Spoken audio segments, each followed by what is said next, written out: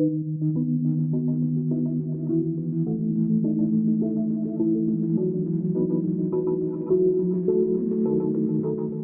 vou aceitar o convite do Bloco para as eleições europeias foi fundamentalmente reconhecer o momento que vivemos. Ao longo dos últimos 25 anos procurei, a partir de estruturas da sociedade civil, combater a pobreza. No momento que vivemos, em que a democracia está claramente em risco, e um dos riscos da democracia é precisamente por mais de 113 milhões de pessoas na União Europeia viverem em risco de pobreza, levou-me a considerar que era muito importante não ficar em cima do muro.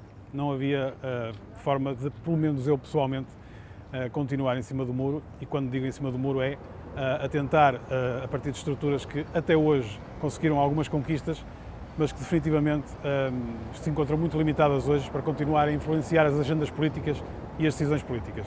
E por isso foi uma decisão de, como independente, tentar, a partir de uma estrutura partidária, ao nível europeu, modificar ou tentar modificar e influenciar essas decisões políticas no sentido positivo, no sentido de ainda poder salvaguardar a democracia.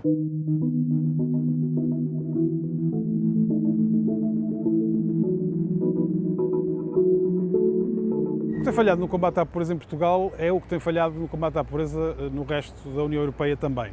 Evidentemente que Portugal tem características específicas e tem problemas também específicos.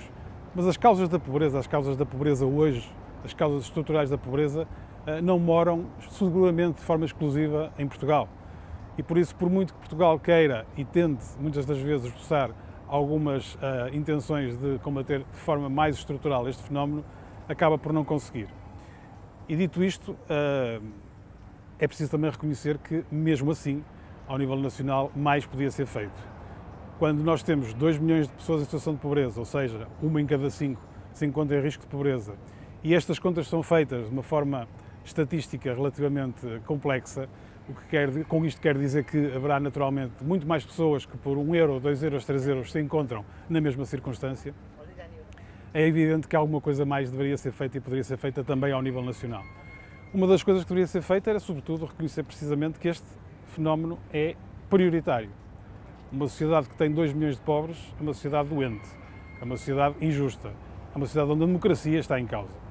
Portanto, ainda que haja uma interdependência enorme face ao contexto internacional e face às decisões da União Europeia, nomeadamente as decisões macroeconómicas, é evidente que alguma coisa mais deveria ser feito. E aquilo que eu acho que deveria ser feito e que considero lamentável que ainda não tenhamos conseguido fazer, foi de forma coletiva estabelecer um acordo, uma estratégia nacional integrada de combate à pobreza. É algo que, ao fim de 25 anos a tentar combater a pobreza em Portugal e na Europa, me deixa absolutamente surpreendido como é que, com um problema destes, não fomos capazes ainda, de forma coletiva, estabelecer um conjunto de compromissos que, sabendo a dificuldade que existe do ponto de vista global, sabendo a dificuldade que o Tratado Orçamental nos traz, que o Pacto de Estabilidade e tantas outras decisões ao nível europeu que complicam também a vida ao nível nacional para tomar decisões mais definitivas no combate à pobreza, mas mesmo assim acho que é isso que está fundamentalmente a faltar para podermos dar corpo, inclusivamente a uma decisão que o Parlamento Nacional já tomou, de considerar a pobreza uma violação dos direitos humanos e ao fazer isso, ter também decidido que alguma coisa tinha que ser feita, mas desde 2008 que houve essa declaração e nunca nada aconteceu nesse sentido.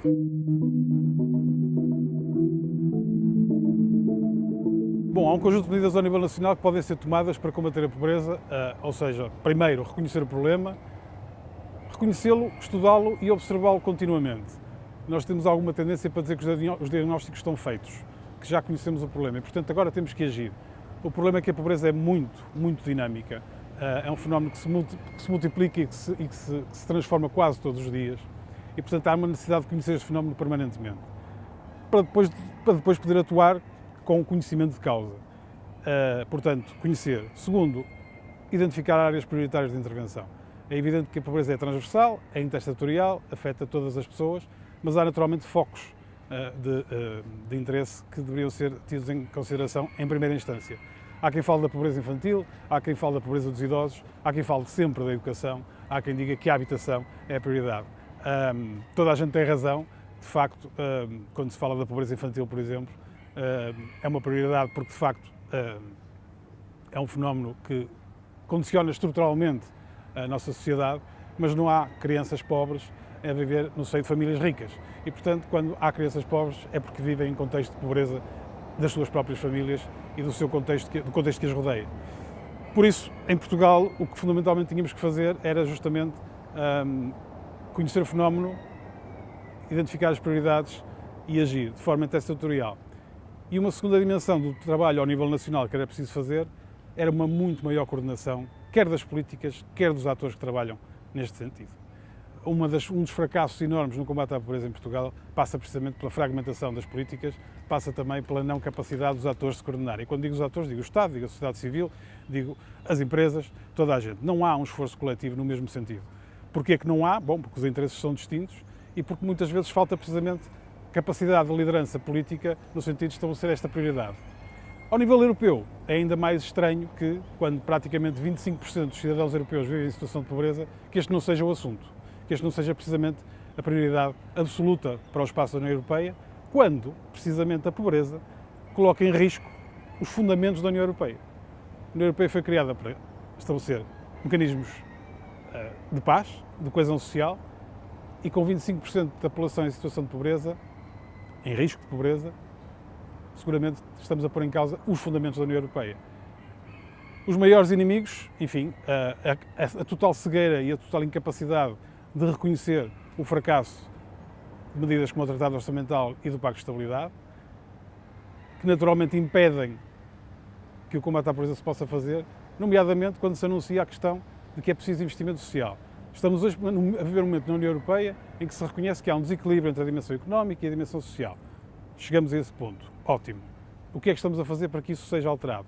Recomendações aos Estados-membros para reforçar os direitos sociais, nomeadamente através do Pilar Europeu dos Direitos Sociais, e para reforçar o investimento social. Qualquer Estado-membro, Portugal incluído, que esboce o mínimo esforço de querer reforçar algum investimento social, é imediatamente aconselhado a não fazê-lo ou até, inclusivamente, ameaçado para que não o faça.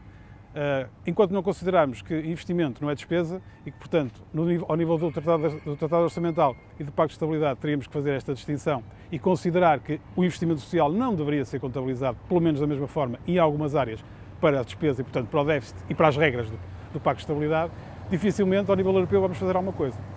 E se não fizermos nada, estamos a viver precisamente já as consequências disso, ou seja, o risco, praticamente, da União Europeia ser posta em causa completamente, como já está a ser, da pior maneira, que é a política ser condicionada pela economia e automaticamente termos os movimentos que temos de populismo e de recusa, naturalmente, dos direitos sociais, da proteção social e, acompanhado disso, as consequências lógicas daquilo que tinha sido exatamente a intenção original, por exemplo, a privatização de tudo que é serviços públicos e, portanto, pôr em causa ainda mais a capacidade de proteção social dos Estados-membros.